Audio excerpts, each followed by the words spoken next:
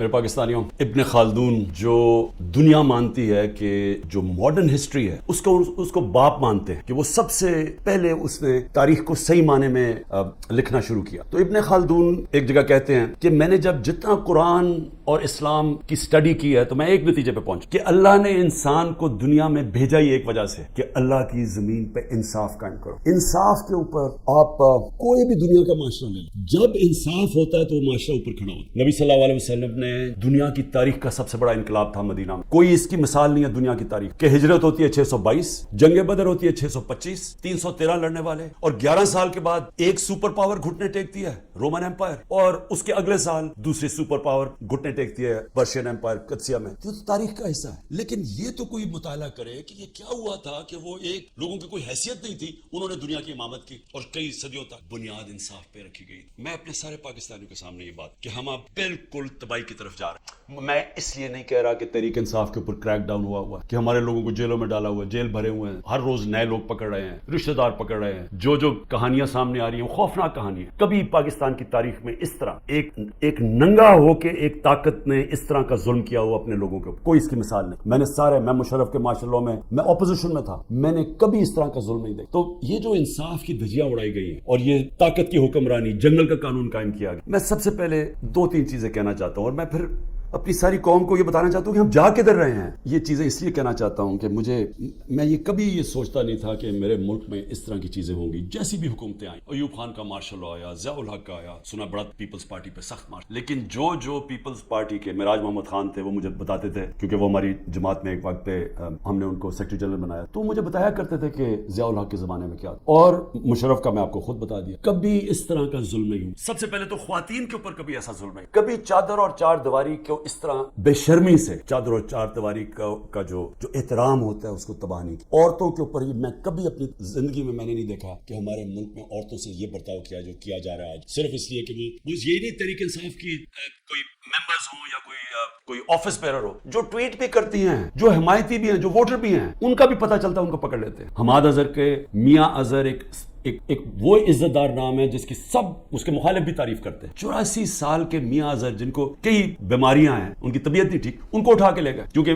حماد اظہر نہیں. باقی لوگوں کے گھروں میں گھس کے، یعنی جو میں کہانیاں سن رہا ہوں، کراچی میں تو کچھ ہوا ہی نہیں. کراچی میں کیوں جا کے لوگوں کو اٹھانا شروع کر دیا؟ اور وہاں بیٹھا ہوا آصف زرداری جو ساری زندگی اس نے صرف ایک کام کیا ہے، مخالفوں کو کرش کیا، مخالفوں کو ختم کیا، جھوٹے کیسز، اور جو خریدا جاتا ہے اس کو خرید لیتا ہے، باقی ساروں کو وہ ختم کرتا ہے جو مافیاز کرتا ہے. وہاں ظلم کیا جا رہا ہے، ہر ایک کے اوپر ایف آئی آر، لوگ چھپے ہوئے ہیں، اور صرف ایک طریقہ کہ آپ جناب پارٹی چھوڑ، تب وہ ٹھیک ان کو نکل جاتا. تو یہ کیا ہماری عدلیہ، ہماری لیگل کمیونٹی یہ نہیں دیکھ رہی کیا ہو رہا ہے؟ کیونکہ یہ تو سارے دنیا میں کسی بھی قانون یہ اجازت نہیں دیتا. اور جو مجھے سب سے زیادہ تکلیف ہے کہ جو ہمارے لوگوں کو، اگر جیل کے اندر جگہ 20 لوگوں کی ہے تو وہاں 60 لوگ بھرے ہوئے ہیں، وہ سو بھی نہیں سکتے، کئیوں کو کھڑا ہونا پڑتا ہے، کوئی سوتے ہیں، کھانا نہیں صحیح دیتے، کئیوں نے جس طرح کا کھانا دیا وہ لوگ کھانا نہیں کھا سکتے، کئیوں کے پیٹ خراب ہو گئے. یعنی ان کنڈیشنز کے اندر سیاسی ورکرز کو رکھا ہوا ہے. جو سب سے شرمناک بات، کیونکہ مجرم نہیں ہے یہاں، اتنے بڑے مجرم جنہوں نے اربوں روپے کا اس ملک کو نقصان کر کے پھر منی لانڈرنگ کر کے ملک سے پیسہ باہر بھیجا ہوا. کیا ان کی ایسی ٹریٹمنٹ کسی کی کیسز تو پرانے بنے ہوئے تھے؟ کیا کسی کو ایسے رکھا گیا تھا؟ تو یہ سارا پلان بنا ہوا ہے صرف ایک پارٹی کو ختم کرنے کے لیے. تو یہ پارٹی کو ختم کرتے کرتے کیا یہ جو اس وقت طاقت میں بیٹھے ہوئے ہیں ان کو اندازہ ہے کہ یہ پاکستان سے کیا کر؟ کیونکہ ملک، دنیا میں ملک کھڑا ہوتا ہے رول آف لا. ہمارا ملک اب بنانا ریپبلک ہے جدھر کوئی قانون نہیں ہے، پوری طرح پریشر ڈالا ہوا ہے ججز کے اوپر. اور میں پھر سے بتاؤں کہ اس طرح کا کوئی نیچے نہیں گرتا. ان کی فائلیں بنائی ہوئی ہیں، کوئی ہر کس بلیک میل کرنے کے لیے کہ جی آپ کی ہمیں بچوں پہ آ گئے ہیں، گھروں پہ آ گئے ہیں، خواتین کے اوپر آ گئے ہیں. یہ کلیکٹیو پنشمنٹ آج کل کے دور میں صرف ایک ملک میں، اسرائیل. اور وہ کس سے کرتے ہیں؟ وہ فلسطینیوں سے کرتے ہیں، اپنے لوگوں سے نہیں کرتے، اسرائیلیوں سے نہیں کرتے، وہ فلسطینیوں سے یہ کرتے ہیں. ایک پارٹی کو ختم کرتے ہوئے کہ جی عمران خان کے اوپر کاٹا ڈال دیا، تحریک انصاف کو جیتنے نہیں دینا الیکشن. میری صرف جو طاقت میں بیٹھے ان سے سوال یہ ہے کہ اس کے بعد کیا ہوگا اگر یہ سارے کام کر ملک کے قانون اور عدلیہ کی ساری کریڈیبلٹی ختم کر، انصاف کا نظام ختم کر، الیکشن کمیشن کی کریڈیبلٹی تو پہلے ہی ختم ہوئی تھی، اس کو جو استعمال کر رہے ہیں صرف ایک پارٹی کو ختم کرنے کے لیے. ایف آئی اے، وہ جس کو پکڑنا تھا، جس کے 16 ارب روپے کے پرائم منسٹر یہ شہباز شریف کے کیسز تھے، وہ تو ختم ہو گئے ہیں. لیکن تحریک انصاف کو ختم کرنے کے لیے وہ ایف آئی اے لگی ہوئی ہے. نیب کو صرف ایک مقصد سے لگائے ہوئے، کچھ ڈھونڈو اس کے اوپر، عمران خان کے اوپر، لوگوں کے اوپر، تاکہ کسی طرح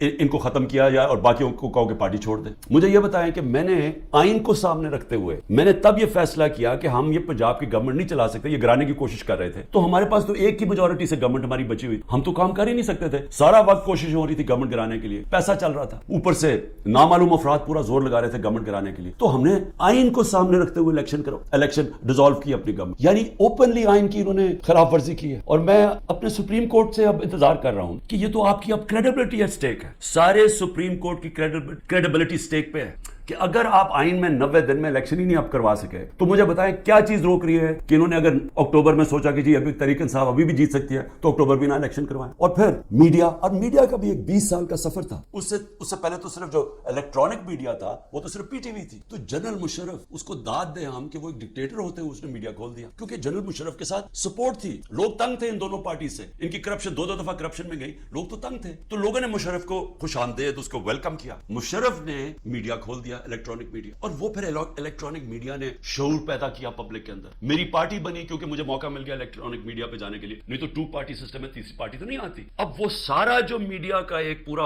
ایک سفر طے کر کے یہاں پہنچے تھے وہ زیرو ہو گیا. ایک حکم ملا ہے کہ عمران خان کا آپ نے نام نہیں دکھانا, اور پھر صحافی چپ کر کے. یعنی میں آج دیکھنا چاہتا تھا کہ کتنے میں دم ہے, کہ کیا واقعی آپ آزادی رائے اور آزادی میڈیا کے ساتھ کھڑے تھے, یا آپ کو کتنوں کو صرف یہ آزادی رائے کے پیچھے چھپ کے ایجنڈاز کے اوپر کام کر رہے تھے. اللہ کا کرم یہ ہے کہ دودھ کا دودھ پانی کا پانی ہو رہا ہے. اس مشکل وقت میں لوگوں کا پتہ چلتا جا رہا ہے, اور میڈیا کی پوری سمجھ آنی شروع ہو گئی ہے کہ میڈیا کدھر کھڑا ہے, اور لوگ سارے سوشل میڈیا پہ چلے گئے اور سوشل میڈیا سے انفارمیشن لے رہے ہیں, کیونکہ قوم کو تو پتہ چل گیا کہ میڈیا اب سینسر ہو گیا. لیکن جو سب سے بڑا اس وقت جو ملک کو خطرہ ہے وہ تو ہماری معیشت کا, اکانومی ہماری بیٹھ گئی. میں صرف پھر سے اپنی قوم کو بتانا چاہتا ہوں کہ اس وقت اکانومی کا حال کیا. ہم جب چھوڑ کے گئے تھے 6.1% پہ ہماری اکانومی بڑھ رہی تھی, یعنی دولت میں اضافہ ہو رہا تھا ملک میں. اور میں پھر یہ کہوں کہ یہ پاکستان کی تاریخ میں پہلی دفعہ امریکی ڈالرز نہ آنے کے, جو کہ ایوب خان کے دور میں آئے, ضیاء کے دور میں آئے, مشرف کے دور میں آئے, تب گروتھ ریٹ اوپر تھی. یہ پہلی دفعہ ہے کہ 2 سال ہماری ایوریج 6% پہ اکانومی کو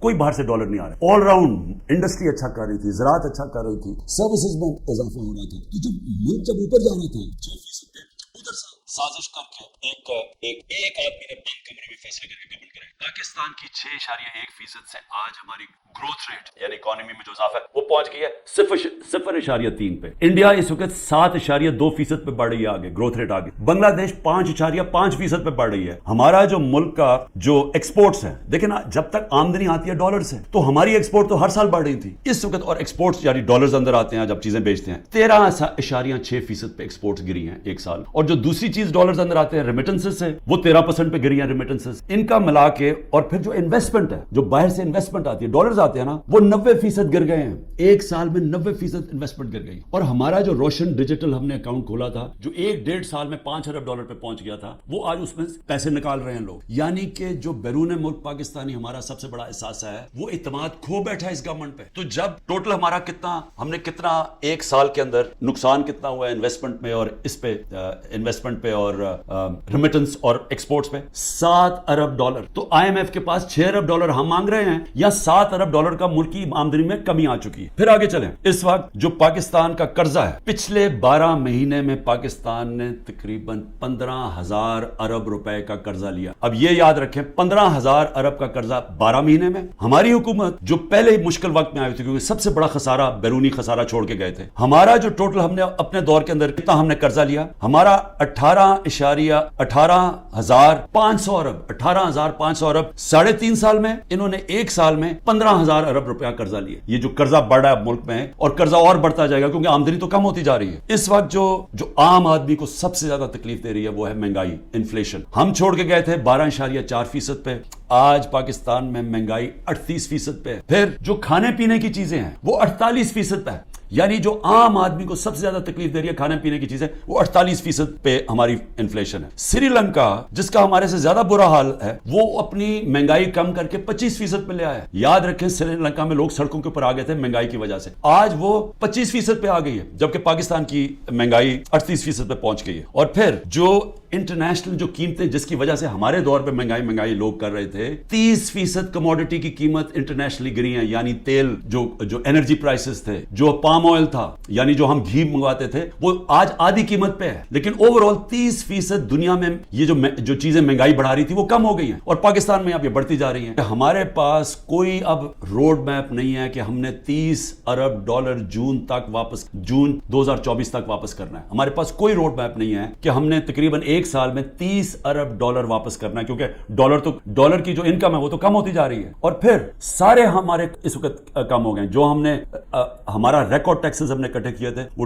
रिकॉर्ड टैक्सेस भी नीचे चले गए हैं, और हमारी जितनी भी टारगेट्स हैं इस गवर्नमेंट ने मिस कर दी। डॉक्टर पाशा जो पाकिस्तान में सबसे बड़े इकोनॉमिस्ट माने जाते हैं, बड़े नाम है उनका, वो कह रहे हैं कि एक साल में 10 करोड़ लोग गुर्बत की लकीर से नीचे गए हैं, और वो कहते हैं कि 75 साल पाकिस्तान की तारीख में ये सबसे बुरे हालात। तो मैं अब पूछ कि ये लोग जो कोशिश सारी की जा रही है तहरीक इंसाफ को हटाने की, वो इन्हीं लोगों को तो वापस लाने की कोशिश की जा रही है। ये लोग जो एक साल के अंदर मुल्क की मायशत तबाह कर दी है, मैं ये समझने की कोशिश कर रहा हूं कि ये फिर वापस आके, क्योंकि अगर तहरीक इंसाफ को खत्म करेंगे तो यही लोग होंगे ना, और थोड़े से और लोगों को, रेलू कट्टों को इकट्ठा करके आप कोई और पार्टी में धकेल के हमारे लोग तोड़ के कर देंगे। तो चले यही सोच लें कि तहरीक इंसाफ खत्म हो गई तो फिर यही लोग वापस आएंगे। मेरा सवाल ये है कि ये लोग आके फिर क्या करेंगे कि अगर उन्होंने एक साल में हमारी माशत का बेड़ा गर्क करके रख दिया, खुद तो इनको फर्क ही नहीं पड़ा। याद रखें, इनके पैसे मुल्क से बाहर पड़े हैं, इनके डॉलरों में पैसे बाहर पड़े हुए हैं। ये जो मुल्क नीचे जा रहा है, ये जो महंगाई हो रही है, ये जो रुपया गिर रहा है, मैं ये आज कहता हूं कि जितने भी लोग आज यहां ऊपर हमारे मुल्क के फैसले कर रहे हैं, उनको कोई फिक्र नहीं है पाकिस्तान की, क्योंकि उनके पैसे मुल्क से बाहर पड़े हैं। इनको जब वक्त आएगा, मुश्किल वक्त आया, मैं आज आपको लिख के दे रहा हूं, सब ने मुल्क से बाहर भाग जाना। कम अज कम जो एस्टेब्लिशमेंट है, एक काम तो करे ना।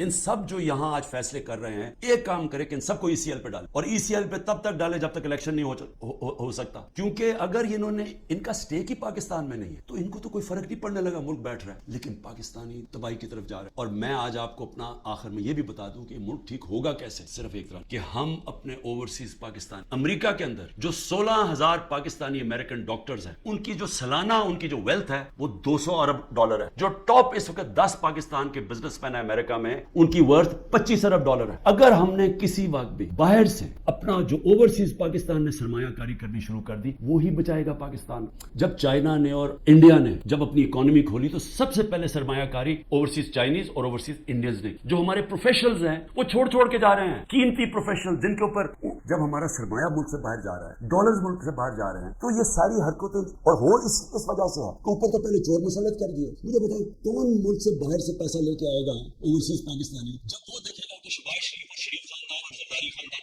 इनके पैसे बाहर पड़े हुए हैं, कौन लेके आएगा पाकिस्तान? जब इनको एतमाद पाकिस्तान की इकोनॉमी में नहीं है, तो वो उनको कैसे एतमाद आएगा पाकिस्तान की इकोनॉमी में? ओवरसीज पाकिस्तानी पैसा तब लेके आएगा जब रूल ऑफ लॉ कायम करेंगे, जो आज खत्म किया जा रहा है, जिसकी कब्र खोदी जा रही है। मैं उन सबसे पूछता हूं जो तहरीक इंसाफ को खत्म कर रहे हैं, उनको ये समझना चाहिए कि उनके पास तो और कोई रोड मैप ही नहीं है, वो तो तबाही की तरफ लेके जा रहे हैं। जो उनके पास तो कोई सोल्यूशन ही नहीं है, इसका मसले के हल ही नहीं है। उनका मसले का हल सिर्फ एक नजर आ रहा है कि तहरीक इंसाफ और इमरान खान के ऊपर कांटा डल जाए। लेकिन मैं फिर आखिर में ये कहना, ये कभी हो ही नहीं सकता। अगर मुल्क की सबसे बड़ी जमात, जिसका पास सबसे बड़ा वोट बैंक, आप जब उसको जिस तरह खत्म कर रहे हैं, आप पाकिस्तान की जमहूरियत खत्म कर रहे हैं। और पाकिस्तान की जमहूरियत खत्म करने का मतलब आप मुस्तकबिल खत्म कर रहे हैं, आप आजादी खत्म कर रहे हैं इस मुल्क की, आप लोगों को गुलाम बना रहे हैं। मुजीब रहमान को जब इन्होंने उसके खिलाफ क्रैकडाउन किया, हमने पाकिस्तानियों ने क्रैकडाउन किया, जिसको प्राइम मिनिस्टर बनना चाहिए था, उसकी पार्टी को बैन कर दिया, तो उसके बाद जो इलेक्शन करवाया उसकी क्या हैसियत? क्या वो इस पाकिस्तान के लोगों ने माना था? वो जो इलेक्शन के बाद लोग सामने आए, किसी ने, कोई भी उनमें से बचा था जैसे वापस